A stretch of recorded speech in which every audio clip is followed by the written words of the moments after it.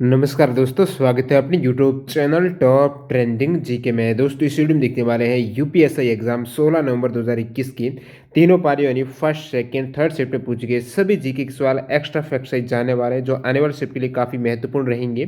तो आपको वीडियो का अंत तक जरूर बने रहना। इसकी पीडीएफ फाइल आपको हमारे टेलीग्राम चैनल पर मिल जाएगी। जिन भी कैंडिडेट ने टेलीग्राम चैनल ज्वाइन नहीं किया है, लिंक डिस्क्रिप्शन बॉक्स में है, क्लिक करके ज्वाइन कर सकते हो।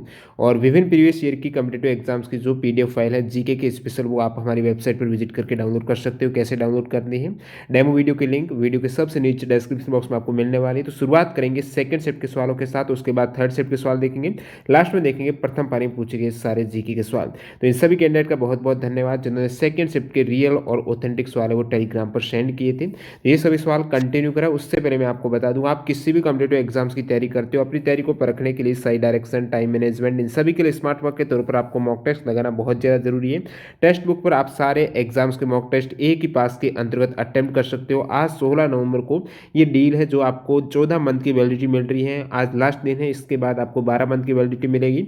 और इसमें भी यदि आप टीटीजी के कूपन कोड यूज करते हो तो आपको 120 रुपये का और डिस्काउंट होने के बाद ये 280 रुपये में इस डील को आप ग्रैब करके सारे एग्जाम्स के मॉक टेस्ट, चाहे आप एसएससी की तैयारी करते हो, रेलवे, बैंकिंग, डिफेंस या फिर अदर कोई भी स्टेट या सेंट्रल लेवल गवर्नमेंट एग्जाम्स हैं, इन सभी एग्जाम्स के मॉक टेस्ट आप एक ही पास में अटेम्प्ट कर सकते हो। और टीटीजी के कूपन कोड से आपको टेक्स्ट बुक ऐप या फिर वेबसाइट, यहाँ पर आपको एक्स्ट्रा डिस्काउंट 30% का मिलने वाला है। ज़्यादा जानकारी के लिए डिस्क्रिप्शन बॉक्स जरूर चेक कीजिएगा। तो चलिए कंटिन्यू कर लेते हैं। सेकंड शिफ्ट में पूछे गए आज के आपके जीके का सवाल है। पहला सवाल, सल्फ्यूरिक अम्ल के बादल और रिंग है वो किस ग्रह के चारों ओर रहती है? तो सल्फ्यूरिक अम्ल के बादल है वो शुक्र, वीनस ग्रह है, वहां पर पाए जाते हैं। नेक्स्ट वन, यहाँ पर शंघाई सहयोग संगठन जो एससीओ है उसका हेडक्वार्टर कहाँ पर है? तो हेडक्वार्टर है बीजिंग, चाइना में। एससीओ का जो मुख्यालय बीजिंग, चाइना में है। इसकी स्थापना 15 जून 2001 को शंघाई में हुई थी। रूसी और चीनी एससीओ की आधिकारिक भाषाएं हैं। सदस्य देश एससीओ यानी शंघाई कोऑपरेशन ऑर्गेनाइजेशन के कितने हैं? वो 8 सदस्य देश हैं। वर्तमान में जो इनके सदस्य देश में कजाकिस्तान, चीन, Kyrgyzstan, Russia, Tajikistan, Uzbekistan, Bharat और पाकिस्तान है। भारत और पाकिस्तान को वर्ष 2017 में इस संगठन के पूर्ण सदस्य का दर्जा है वो दिया गया था। 19वां जो एससीओ शिखर सम्मेलन है वो किर्गिस्तान की राजधानी बिश्केक में हुआ था। 20वां समिट है वो रशिया में वीडियो कॉन्फ्रेंस के जरिए 21 में ये ताजिकिस्तान में हुआ है। अगला सवाल, फेसबुक का हेडक्वार्टर कहाँ पर है? तो कैलिफोर्निया यूएस में है। इसका नाम अभी मेटा हो चुका है। वैसे फेसबुक की स्थापना है द फेसबुक के रूप में 4 जनवरी 2004 को की गई थी। नाबार्ड का हेडक्वार्टर है वो मुंबई में हो जाएगा। नाबार्ड यानी national bank for agriculture and rural development है। नाबार्ड की स्थापना यहाँ पर 12 जुलाई 1982 को की गई थी। जीआर चिंताला वर्तमान में नाबार्ड के चेयरमैन हैं। यदि आपको फिक्की की फुल फॉर्म पूछ ले तो federation of the Indian chambers of commerce industry हो जाएगा। नेक्स्ट वन, यहाँ पर उत्तर प्रदेश में विधानसभा सीट कितनी है? यूपी में जो विधानसभा सीट की बात करें तो 403 सीटें हैं। विधान परिषद जो विधान परिषद है उसकी सीटें कितनी है? उत्तर प्रदेश में 100 सीटें हैं विधान परिषद की।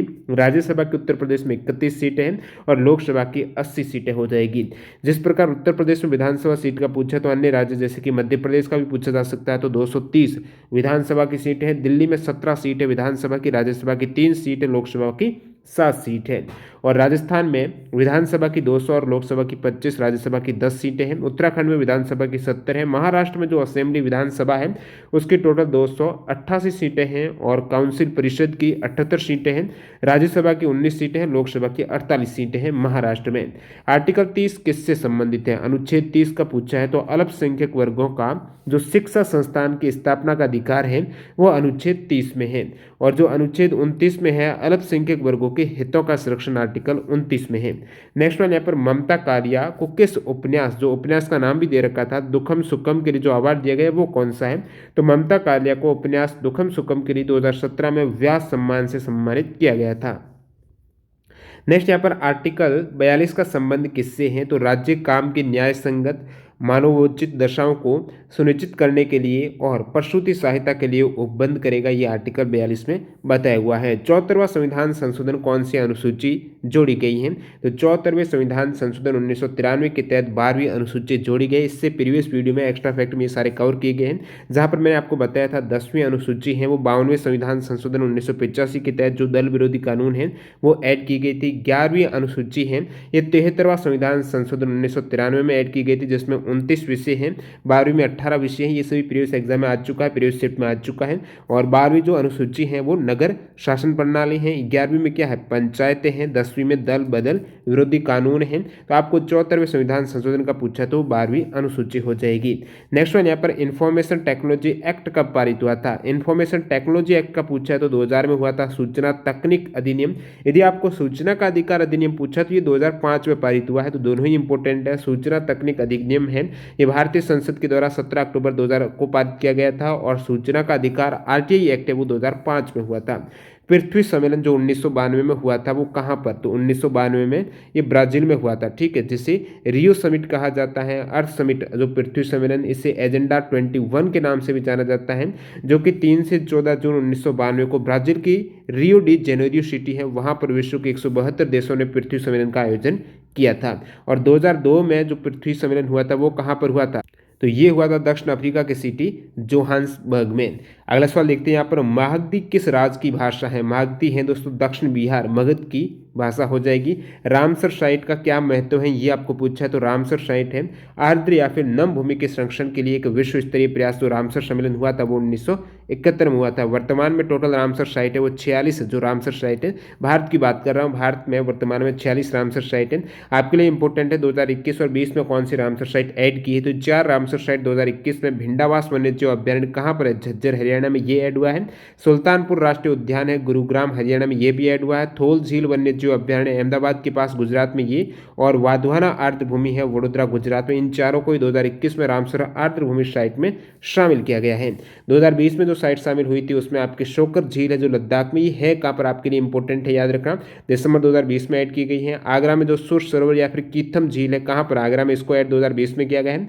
लोनार झील महाराष्ट्र में है। और कंवर ताल या फिर काबरताल लेक है बेगूसराय बिहार में है, जो कि एशिया की लार्जेस्ट फ्रेश वाटर ऑक्सबो गोखुर झील है। और आसन बैराज है उत्तराखंड में है, इन्हें 2020 में ऐड किया गया है। विश्व आर्द्रभूमि दिवस मनाया जाता है 2 फरवरी को, क्योंकि 2 फरवरी 1997 को रामसर सम्मेलन के 16 वर्ष पूरे हुए थे और इसके लिए यहाँ पर इसकी शुरुआत हुई है।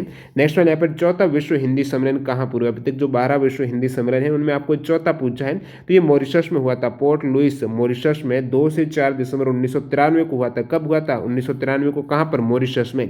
प्रथम विश्व हिंदी सम्मेलन नागपुर में हुआ था 1975 में। और दूसरा हुआ था ये पोर्ट लुइस मॉरिशस में हुआ था। चौथा भी मॉरिशस में हुआ है। और दूसरा 1976 में, तीसरा 1983 में न्यू दिल्ली में, तीसरा न्यू दिल्ली में हुआ है। भारत में कौन से हुई ये आपके लिए वेरी वेरी इंपॉर्टेंट है, बाकी आपको सभी याद रखना ही, क्योंकि आज तीसरा पूछ लिया है, नहीं आज आपके चौथा पूछा तो हो सकता है नेक्स्ट सेट में कोई भी पूछ लें। तो आपके 5वां हुआ था ये टोबागो और त्रिनिदाद में हुआ है, जो कि पोर्ट ऑफ स्पेन में 4 से 8 अप्रैल 1996। लंदन में हुआ था 1999 में छठा। 2003 में हुआ था दोस्तों सूरीनाम में, जो कि 7वां विश्व हिंदी सम्मेलन था। न्यूयॉर्क में कब हुआ? 2007 में हुआ। यूनाइटेड स्टेट में 8वां न्यूयॉर्क में हुआ है। 9वां जोहान्सबर्ग साउथ अफ्रीका में। 10वां भोपाल इंडिया में, 10वां भोपाल इंडिया में। 11वां पोर्ट लुइस मॉरिशस में और 12वां फिजी में 2021 में। महाधिवक्ता राज्य विधानसभा और विधान परिषद की कार्यवाही में भाग ले सकते या फिर नहीं ले सकते, इस प्रकार स्टेटमेंट आधारित एक सवाल था। तो महाधिवक्ता हैं वो राज्य विधानसभा और विधान परिषद की कार्यवाही में भाग ले सकते, बिल्कुल कार्यवाही में, और सदन में बोलने की शक्ति होती है महाधिवक्ता को। हालांकि वो वोटिंग नहीं कर सकते, मतदान का अधिकार नहीं होता है। राष्ट्रीय एकता परिषद की पहली बैठक कब हुई थी? नेशनल इंटीग्रेशन काउंसिल है, इसकी पहली बैठक पूछा है आपको। तो राष्ट्रीय एकता परिषद की प्रथम बैठक है ये 1962 में हुई थी। इसकी स्थापना वैसे 1961 में की गई थी। इसकी अध्यक्षता प्रधानमंत्री के द्वारा की जाती है। तो 1961 में राष्ट्रीय एकता परिषद जवाहरलाल नेहरू के द्वारा ये इसका आयोजन किया गया था। मोटर वाहन अधिनियम प्रत्येक सेट में आ रहा, तो आज यहाँ पर भी पूछा गया है सेकंड सेट में। मोटर वाहन एक्ट 2019 के अनुसार किस धारा के तहत बिना लाइसेंस के वाहन चलाने पर 5,000 रुपये का जुर्माना का प्रावधान है? तो वो धारा है 181 वाली। इसके तहत बिना लाइसेंस के वाहन चलाने पर 5,000 का जुर्माना, और बिना हेलमेट के यदि वाहन चलाते हो उस केस में धारा लगती है 194D लगती है, ठीक है, उसमें 1,000 रुपये का जुर्माना है। इसी प्रकार अन्य जो भी मोटर वाहन एक्ट की जो नया वाला एक्ट बना उसकी धारा इंपॉर्टेंट है। 182 के तहत अयोग्य होने पर वाहन चलाने पर 10,000। 183 ओवर स्पीड वाली धारा है, जो कि थर्ड सेट में आया था आपके। ओवर स्पीड की धारा 183 है और इसमें आपके 2,000 रुपये का जुर्माना है, वो लगता है 1,000 रुपये का LMV और MPV में 2,000 का। 184 के तहत खतरनाक तरीके से वाहन चलाने पर 5,000 का का जुर्माना, और 185 के तहत शराब पीकर चलाते हो तो 185 वाली धारा लगती है, और जो अब स्पीडिंग आप रेसिंग करते हो उस केस में 189 की धारा, बिना परमिट वाहन चलाने पर 192A वाली धारा लगती है, ओवरलोडिंग आप ओवरलोडिंग कर रहे हो उस केस पर 2000 रुपये का जुर्माना और प्रति टन 1000 रुपये एक्स्ट्रा है, तो ये धारा 194 के तहत लगता है। और फिर यहाँ पर बात, सॉरी ये पहले जो प्रावधान था 2000 रुपये का, अभी 20,000 और 2000 का है, ठीक है, प्रति टन एक्स्ट्रा यहाँ पर। और धारा 194A के तहत ओवरलोडिंग वाला हो गया, 194B के तहत सीट बेल्ट नहीं पहनने पर, 194C के तहत और बाइक पर ओवरलोडिंग यानी 2 से ज़्यादा सवारी बैठाने पर। संसद जो लोकसभा राज्यसभा की संयुक्त बैठक है वो कौन बुलाते हैं? राष्ट्रपति के द्वारा बुलाई जाती है, अध्यक्षता लोकसभा अध्यक्ष करते हैं, अनुच्छेद 108 के तहत ये राष्ट्रपति बुलाते हैं संयुक्त बैठक, ज्वाइंट सिटिंग। केंद्रीय राजभाषा समिति का अध्यक्ष कौन होता है? वित्त मंत्री, सॉरी गृह मंत्री। केंद्रीय राजभाषा समिति का अध्यक्ष है वो गृह मंत्री रहते हैं। इस समिति में कुल 30 सांसद 20 लोकसभा से और 10 राज्यसभा से होते हैं। और जो संसदीय राजभाषा समिति है इसका गठन 1976 में किया गया था। दोस्तों एक राजभाषा आयोग भी है जिसका गठन 1955 में हुआ था और उसके प्रथम अध्यक्ष थे वो बीजी खैर थे। नेक्स्ट सवाल, जमींदार प्रथा का प्रारंभ किसने किया था? तो प्रारंभ है जो जमींदार प्रथा का वो कार्नवालिस ने किया था। कब? 1793 में जमींदार प्रथा कार्नवालिस के द्वारा शुरू की गई थी। समान कार्य के लिए समान वेतन का अधिकार किस अनुच्छेद में है? तो अनुच्छेद 39 घ में है, समान वेतन का अधिकार है समान कार्य के लिए। और अनुच्छेद जो 39 है वो राज्य के द्वारा अनुसरणीय कुछ नीति तत्व हैं, जिसमें अनुच्छेद 39 क में समान न्याय और निःशुल्क विधिक सहायता बताई गई है। अगला सवाल, राष्ट्रीय रक्षा निधि का समग्र अध्यक्ष कौन होता है? राष्ट्रीय रक्षा निधि का अध्यक्ष प्रधानमंत्री। राष्ट्रीय रक्षा निधि जो कोष है इसकी स्थापना 1962 में की गई थी, तो इसके अध्यक्ष प्रधानमंत्री होते हैं। इस कोष का लेखा है वो भारतीय रिजर्व बैंक के पास रखा जाता है, राष्ट्रीय रक्षा निधि, और वित्त मंत्री इस कोष के कोषपाल होते हैं। और इसका लेखा कौन है? Reserve bank of India. अगला सवाल यहाँ पर आर्टिकल 25 किससे संबंधित है? तो धर्म वाला जो अंतःकरण की ओर से धर्म की अबाध रूप से मानने, आचरण और प्रचार करने की स्वतंत्रता आर्टिकल 25 में। तेजाब फेंकने से संबंधित आपको अपराध की धारा पूछे तो धारा 326A है। आईपीसी की धारा 326A के तहत प्रावधान किया गया है कि अगर कोई शख्स किसी दूसरे पर एसिड से हमला करता है और इस वजह से उस शख्स के शरीर का अंग खराब हो जाता है और शरीर पर जख्म हो जाता है, जल जाता है, झुलस जाता है, ऐसे शख्स को दोष साबित होने पर कम से कम 10 साल कैद और ज़्यादा से ज़्यादा उम्र कैद। तो दो प्रमुख यहाँ पर धाराएं आईपीसी की 326A और 326B हो जाएगी। यदि कोई अटेम्प्ट भी करता, फेल हो जाता है, कोई शख्स किसी पर अंग खराब करने या नुकसान पहुंचाने की नीयत से एसिड फेंकने की कोशिश करता है तो उस केस में उन पर दर्ज होगी धारा 326B के तहत मुकदमा दर्ज होगा और 5 से 7 साल की कैद का प्रावधान है। प्रथम गोलमेज सम्मेलन कहाँ पर हुआ था? प्रथम गोलमेज सम्मेलन 1930-31 में लंदन में, तीनों ही वैसे लंदन में ही हुआ है। प्रथम हुआ है आपकी 30, फिर 31 में, फिर 32 में, ठीक है। और दूसरा गोलमेज सम्मेलन है ये आपकी गांधी जी का कांग्रेस का नेतृत्व कर रहे थे, एकमात्र अधिवेशन जिसमें कांग्रेस ने भाग लिया है। और इसके बाद गांधी जी ने सविनय अवज्ञा आंदोलन शुरू किया था। और जो थर्ड यहाँ पर लंदन में हुआ था तृतीय गोलमेज सम्मेलन 1932 में, कांग्रेस ने इसका बहिष्कार किया है और भाग नहीं लिया था। नेक्स्ट वन यहाँ पर चित्रकला का स्वर्ण काल किसके काल को कहा जाता है? तो ये जहांगीर के समय को, ठीक है। और यहाँ पर एक अबू अल हसन भी सवाल में मेंशन था, तो ये जहांगीर के शासनकाल में लघु चित्रों के मुगल चित्रकार थी, तो ये भी जहांगीर के शासनकाल में। तो चित्रकला का ये स्वर्ण काल था जहांगीर का। समलैंगिकता है, इससे संबंधित कोर्ट केस कौन सा था? नवतेज सिंह जो जौहर वर्सेज आपके भारसंघ वाला बनाम, तो नवतेज सिंह जौहर वाला जो कोर्ट केस है वो समलैंगिकता से संबंधित है, जो कि ये अवैध बताने वाली आईपीसी की धारा है 377। इसकी वैधता पर सुप्रीम कोर्ट ने 2018 में अहम फैसला सुनाया और सुप्रीम कोर्ट की संविधान पीठ ने कहा कि समलैंगिकता संबंध अपराध नहीं है, जो धारा है एक तरीके से कैंसल, जो 377 वाली।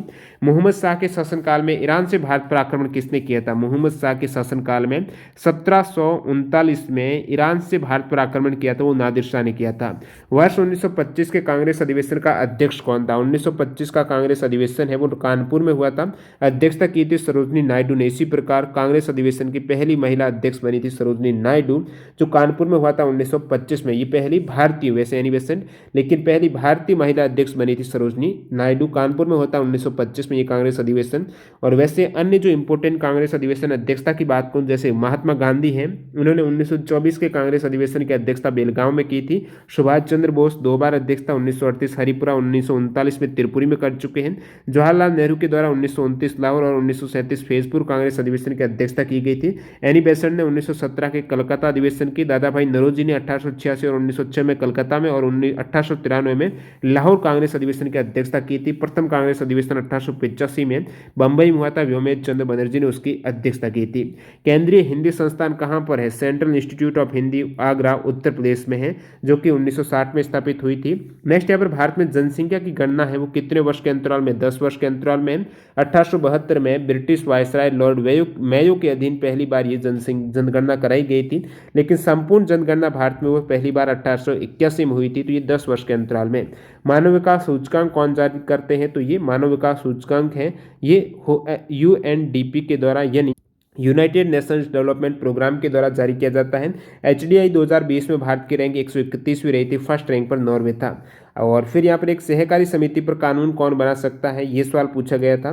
तो इसमें राज्य यहाँ पर विषय किसका है? सहकारी समिति है। ये आपके राज्य की जो सूची है उसके अंतर्गत आ जाता है, तो राज्य ही होगा आपकी।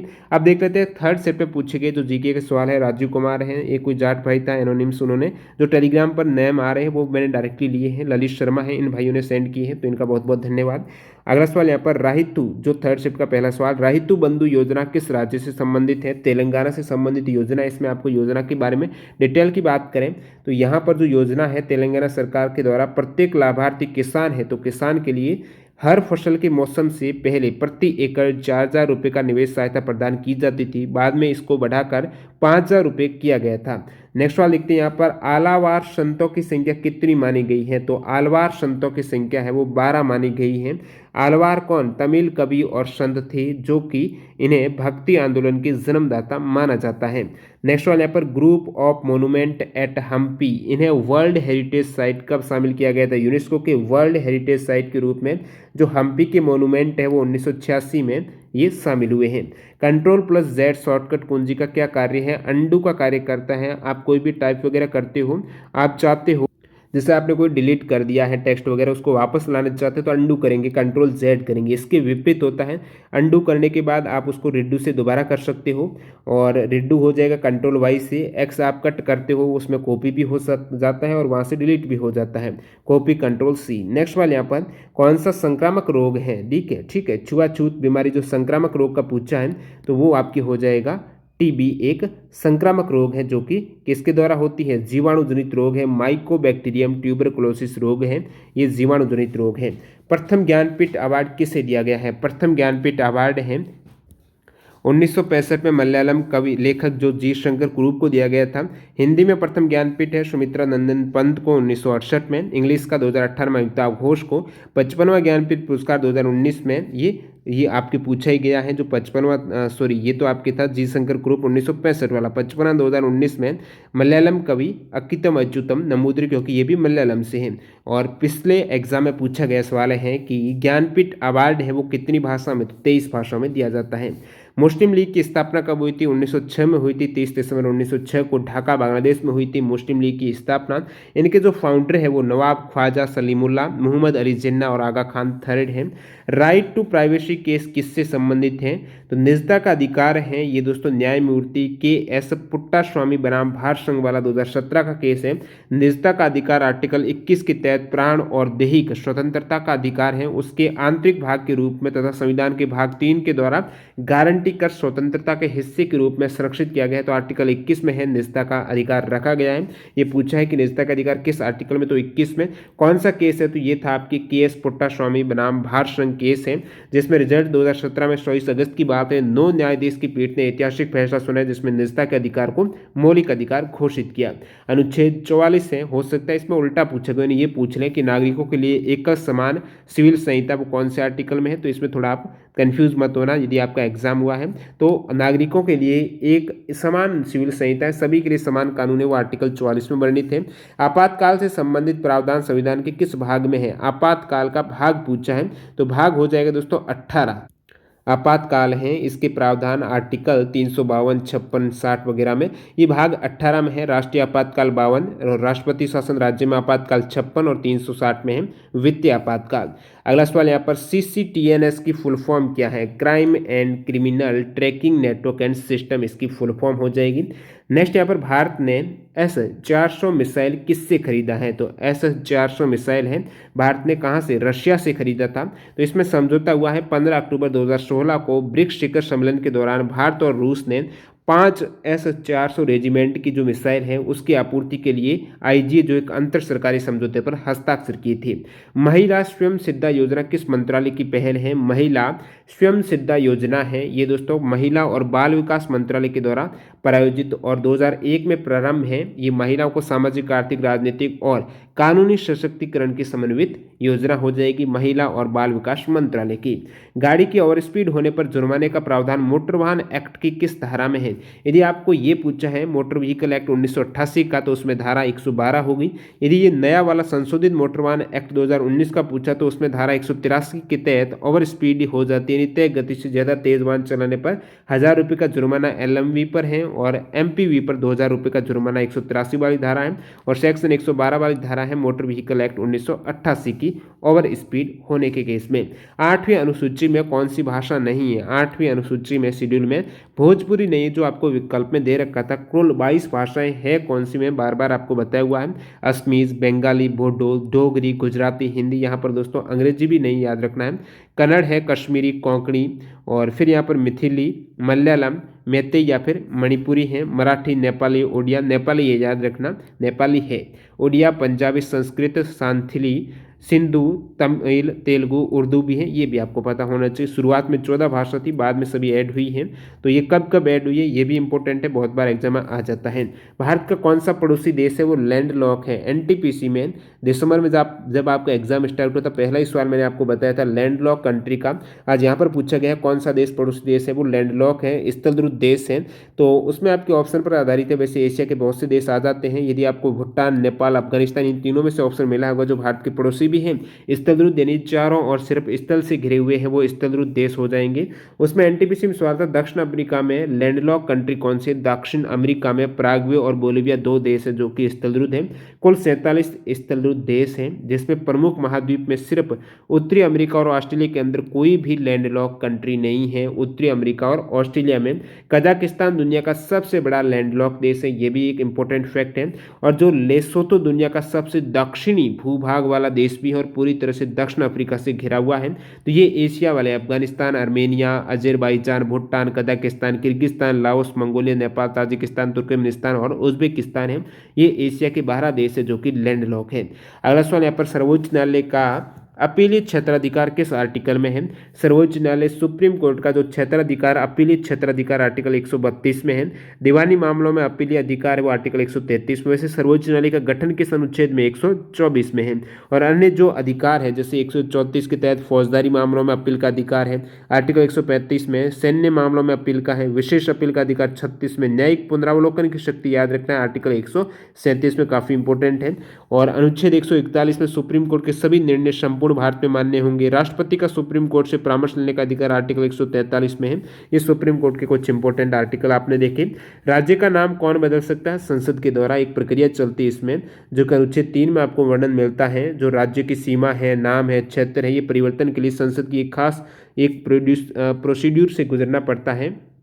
यानी सबसे पहले तो जो विधानमंडल है राज्य का, वो इसके लिए एक प्रस्ताव केंद्र को भेजेगा, फिर वो राष्ट्रपति के पास जाएगा। राष्ट्रपति जब उन्हें अनुमोदित करेगा उसके बाद वापस ये संसद में जाएगा। उसके बाद उसका नाम है वो संसद के द्वारा ही तय या फिर बदला जाएगा। प्रथम संविधान सभा की बैठक कब हुई थी? 1946 में हुई थी, 9 दिसंबर को। भारतीय संविधान सभा की पहली बैठक 9 दिसंबर 1946 को। दूसरी इनके 2 दिन बाद 11 दिसंबर 1946 को हुई थी। पहली बैठक में अस्थायी अध्यक्ष के रूप में डॉक्टर सच्चिदानंद सिन्हा थे और दूसरी में यहाँ पर डॉक्टर राजेंद्र प्रसाद को अध्यक्ष बनाया गया था और हरेंद्र कुमार मुखर्जी इनके उपाध्यक्ष बने थे। अगला सवाल, राज्य और संघ शासित प्रदेशों की सूची किस अनुसूची में है? राज्य और संघ शासित प्रदेश है कौन से अनुसूची में है? प्रथम अनुसूची में है। यदि आपको भाग से पूछा है तो संघ राज्य क्षेत्र है वो संविधान के भाग 8 में है।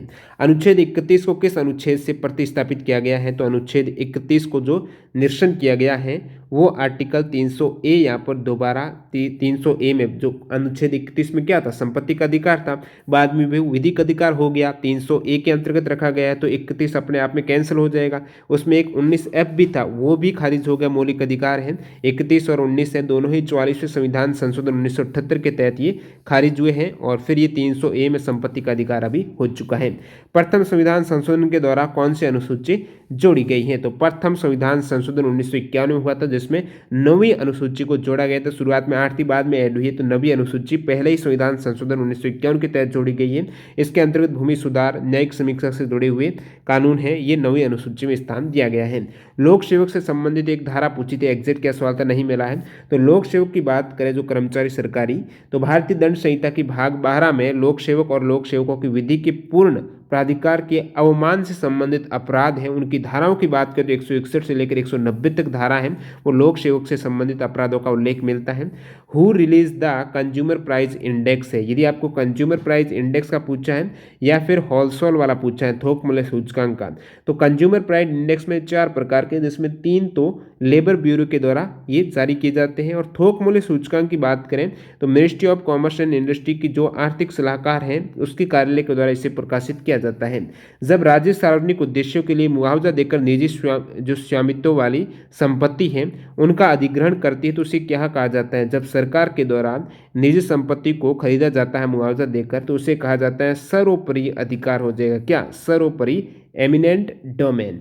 मंडल आयोग से एक सवाल पूछा गया था, एग्जैक्ट सवाल नहीं मिला, जिनका एग्जाम तो थर्ड शिफ्ट में कमेंट करके बता सकते हो।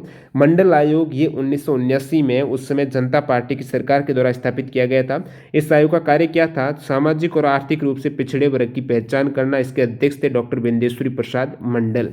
कैक्टस की क्लेड किस क्लेड का वनस्पति है, इस टाइप से सवाल पूछा है। कैक्टस है ये दोस्तों यूडिकोट जो क्लेड है एंजियोस्पर्म में आता है, इसका गण क्या है, कैरियोफिलासिस हो जाएगा। तो इस प्रकार ये थर्ड शिफ्ट के सवाल यहाँ पर मिले हैं। 27 सवाल अब लास्ट में देख लेते हैं, पहली पारी में पूछे गए सारे जीके के सवाल, जो भी 30 सवाल मिले हैं फर्स्ट शिफ्ट के। तो इन सभी कैंडिडेट का बहुत बहुत धन्यवाद जिन्होंने फर्स्ट शिफ्ट के सवाल है वो टेलीग्राम पर सेंड किया। आप भी अपने शिफ्ट में पूछे गए सवाल भेज सकते हो, इसके लिए आपको टेलीग्राम से जोड़ना होगा। पहली शिफ्ट का सवाल है पहला, 11वीं अनुसूची में कितने विषय हैं, 29 है। 12वीं में 18 विषय हैं। 11वीं अनुसूची को ये कब 1993 के 73वें संविधान संशोधन के तहत ऐड किया गया, जो कि पंचायतें हैं इसमें, और 12वीं को ऐड किया गया है 74वें संविधान संशोधन 1993 के तहत। 12वीं अनुसूची में क्या है ये पूछा है, तो इसमें क्या है दोस्तों, नगर शासन प्रणाली है, 74वें संशोधन के तहत ऐड हुई है। चुनाव आयुक्त का कार्यकाल, मुख्य चुनाव आयुक्त का 6 वर्ष होता है, और उनकी आयु जो भी पहले है 65 वर्ष या फिर 6 वर्ष जो आयु है, और जो चुनाव आयुक्त का टेन्योर है वो 6 वर्ष या 62 वर्ष है। तो ये दोनों अलग अलग है आयु के केस में। और संविधान का भाग 15 है, जिसमें ये निर्वाचन से संबंधित प्रावधान है, आर्टिकल 324 से 329 तक। अगला सवाल, केंद्रीय लोक सेवा आयोग की स्थापना है वो कब की गई थी, केंद्रीय यूनियन पब्लिक सर्विस कमीशन की स्थापना 1926 में हुई थी। ठीक है, ये भाग कौन से में है, यूपीएससी भाग 14 के आर्टिकल 315 से 23 तक है। संघ लोक सेवा आयोग और राज्यों के लिए लोक सेवा आयोग। संघ सूची में मूलत कितने विषय थे, संघ सूची में दोस्तों 97 विषय थे पहले, बाद में ऐड हुए तो 100 है वर्तमान में। और जो समर्थित सूची में अभी 52 विषय हैं, पहले 47 थे, और वर्तमान में राज्य सूची में 61 विषय हैं, पहले शुरुआत में 66 थे। बाल संरक्षण अधिनियम में संशोधन कब हुआ है, तो एक यहाँ पर जो एक्ट है, जो बाल अधिकार संरक्षण एक्ट है वो 2005 वाला है, उसका 6 में संशोधन हुआ था। एक दोस्तों किशोर न्याय अधिनियम 2015 का है, इसका संशोधन अभी 2021 में हो रहा है। 42वां संविधान संशोधन 1976 के तहत प्रस्तावना में 3 शब्द कौन से ऐड किए गए हैं, तो धर्मनिरपेक्ष, समाजवादी और अखंडता है, 3 शब्द ऐड हुए थे प्रस्तावना में पहली बार, और अब तक एक बार ही संशोधन हुआ है, वो 42वें संविधान संशोधन 1976 में हुआ था। मोटर व्हीकल एक्ट का आज यहाँ पर दोबारा और सवाल पूछा इस सेट में कि 2019 के एक्ट की किस धारा के तहत बिना टिकट यात्रा करने पर 500 रुपये का बस में जुर्माना है, तो धारा 178 से यहाँ पर सवाल पूछा गया है। नेक्स्ट यहाँ पर संविधान मसौदा समिति के अध्यक्ष कौन थे, मसौदा समिति के टोटल 7 सदस्य थे, जिसमें अध्यक्ष डॉक्टर भीमराव अम्बेडकर थे। ये टोटल 7 सदस्य कौन थे कौन नहीं थे ये आपको याद होना चाहिए। अगला सवाल, किस चार्टर अधिनियम के द्वारा ईस्ट इंडिया कंपनी के एकाधिकार को समाप्त किया गया था, 1813 के चार्टर एक्ट के तहत ईस्ट इंडिया कंपनी का एकाधिकार समाप्त किया गया था। प्रथम पीढ़ी के कंप्यूटर में किसका प्रयोग हुआ है, वैक्यूम ट्यूब का। दूसरी में ट्रांजिस्टर, तीसरी का एकीकृत सर्किट जो आईसी है इंटीग्रेटेड सर्किट, चौथी में माइक्रो प्रोसेस है, अभी आपकी इंटेलिजेंस है जो आर्टिफिशियल, उसका प्रयोग हो रहा है। खिलाफत आंदोलन की शुरुआत कहाँ से हुई है? बम्बई से हुई थी। जो खिलाफत समिति का गठन हुआ था 1919 में मार्च में हुआ था। खिलाफत आंदोलन है, इसकी शुरुआत है मोहम्मद अली और शौकत अली बंधुओं ने की थी मार्च 1919 से जनवरी 1921 तक की। और जो खिलाफत आंदोलन का समर्थन किया था महात्मा गांधी ने, वो कलकत्ता अधिवेशन में 1920 में किया था।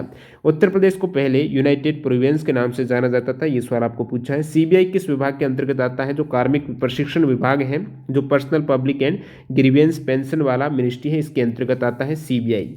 अनुच्छेद 45 में संशोधन है वो किस संविधान संशोधन के तहत हुआ है? 86 कॉन्स्टिट्यूशन अमेंडमेंट 2002 में हुआ था, जिसमें अनुच्छेद 45 में भी संशोधन हुआ है। इसके अंतर्गत 6 साल से कम उम्र के बच्चे हैं, उनकी शुरुआती देखभाल और उनकी शिक्षा की व्यवस्था आर्टिकल 45 में। वैसे 6 से 14 वर्ष के बच्चों के लिए 21 से शिक्षा का अधिकार ऐड हुआ है, तो उनसे कम के लिए 45 में ये व्यवस्था है, जो कि 86 कॉन्स्टिट्यूशन अमेंडमेंट 2002 के तहत इसमें संशोधन हुआ है।